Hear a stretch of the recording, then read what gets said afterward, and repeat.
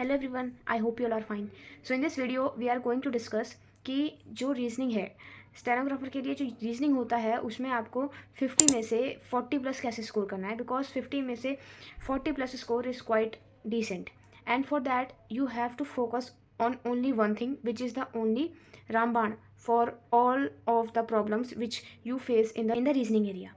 So उसके लिए जो मेजर टॉपिक्स होते हैं, so first of all what you have to do is, if you are a beginner and you want to give the exam for SSC Steno, so this year जो आपकी vacancy है वो 26 जुलाई को निकल जाएगी, यानी फॉर्म आपके निकल जाएंगे एंड देन आप उसको फिल कर सकते हो. तो अप्रॉक्सीमेटली 1 मंथ या फिर उससे ज़्यादा का ही टाइम आपको फॉर्म फिलिंग में मिलता है. ठीक है, देन उसके बाद आपका जो एग्ज़ाम होता है वो अक्टूबर में होता है, या फिर अक्टूबर लास्ट में होता है, या नवंबर में हो जाता है. ठीक है, पिछली बार जो हुआ था वो अक्टूबर में हुआ था.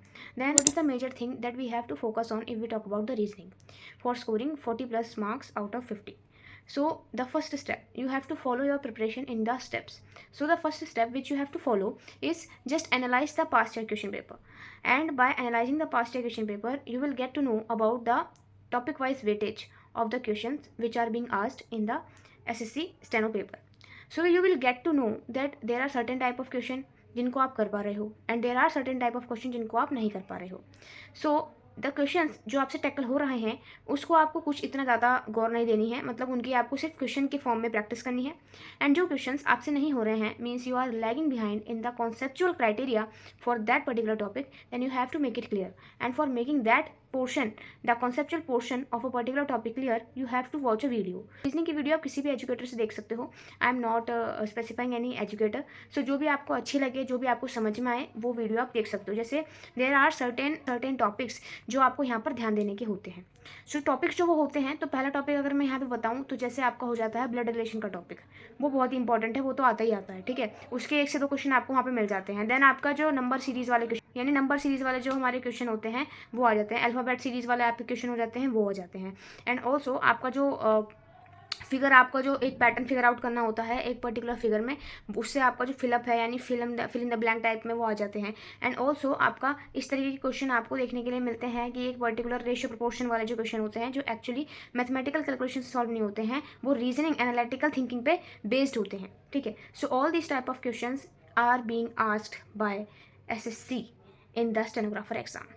सो आपको इसके लिए सिंपली, जैसे कि मैंने बताया, फर्स्ट स्टेप आपको एनालाइज करना है प्रीवियस ईयर क्वेश्चन पेपर को. देन आप क्या कर सकते हो, if you are going towards a book, कि आपको कौन सी बुक रेफर करनी चाहिए, तो पिनेकल की बुक आती है या फिर SSC रीजनिंग की बुक आती है. तो बेसिकली आपको क्या करना है कि आपको मेजरली फोकस अपना पास्ट ईयर क्वेश्चन पेपर्स पे देना है, एंड दैट टू आपके 2018-19 के बाद वाले, बिकॉज उसके बाद जो उनका थोड़ा लेवल है ना वो थोड़ा हाई हुआ है.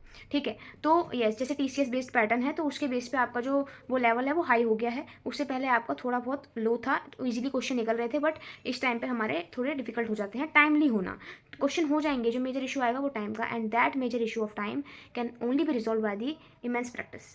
सो we have to do only the practice. So the best criteria जो हमारा इसके पास रहने वाला है वो रहने वाला है कि अगर हम डेली एक मतलब 50-50 क्वेश्चन लगा रहे हैं रीजनिंग के इस टाइम पे, because it is quite essential if you are targeting this year stenographer exam. So it is quite essential कि जो आपका रीजनिंग है एटलीस्ट आपके 50 क्वेश्चन तो हों.